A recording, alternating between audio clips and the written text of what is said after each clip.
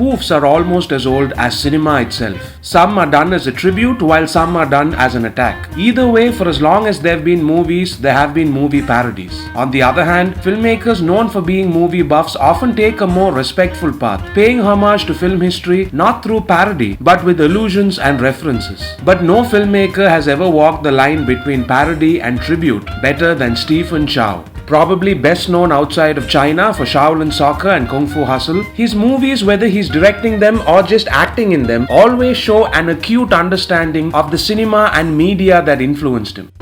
What are you prepared to do? 我睇喎，貼牌，出刀。係，你都係講返中文啦。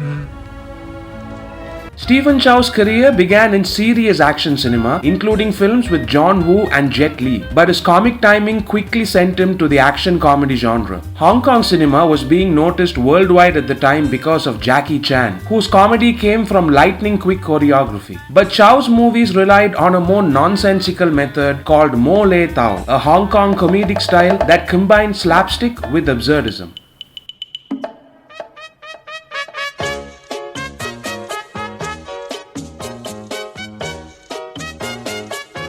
做咩要跳叉茶？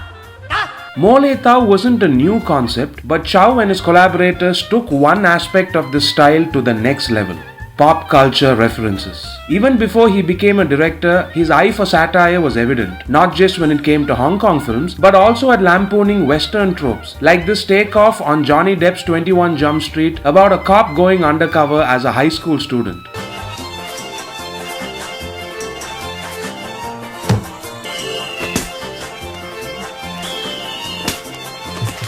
Because of their relative obscurity, lack of subtitles, and the speed at which he made movies, there are still many Stephen Chow classics waiting to be discovered by a non-Chinese audience. With his directorial debut From Beijing with Love, the Stephen Chow phenomenon had truly begun. Now that he had the freedom to spoof all the movies he wanted, he began with the most iconic character of them all, James Bond.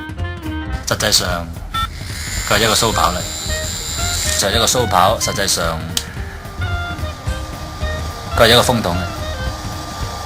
Chow understood the intrinsic humor in pop culture references. He drew from fandom around the world and filled his movies with familiar symbols and situations that were then exploited in unfamiliar ways. The audience loved it. He was firmly established as an A-list filmmaker of Chinese films, even if he did take a bit longer than his contemporaries to achieve global stardom. The difference between Chow and, say, the spoof movies that flooded the 2000s is that his movies used the spoof to advance the plot. No matter how silly the gag was, it still moved the story forward.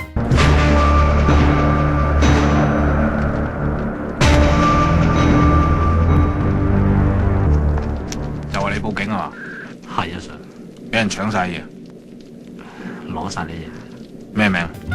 Of course, it wasn't just Hollywood movies that he parodied either. He famously goofed on the tropes of Hong Kong cinema. This meant that even though he made his love for foreign films known, he was still a loyal product of Hong Kong movies and Mo Le Tao. Kung Fu Hustle in particular was a tribute in many ways. It was a gathering of Hong Kong stunt legends whose careers were revived thanks to the success of the film. Because he often played the butt of the jokes himself, it was possible to parody not just individual scenes, but also overall cinema tropes, like the hero slow motion walk made famous by Chow Yun-fat.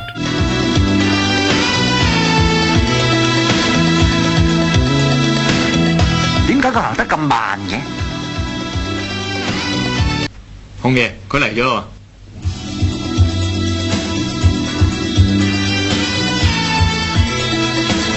Today, he rarely acts in movies anymore, although his career as a director is more successful than ever, with his recent movies breaking all box office records in China. While these new big-budget fantasies may not have the charm of his earlier films, his filmography shows us not just a great actor and director, but a great film historian and commentator as well.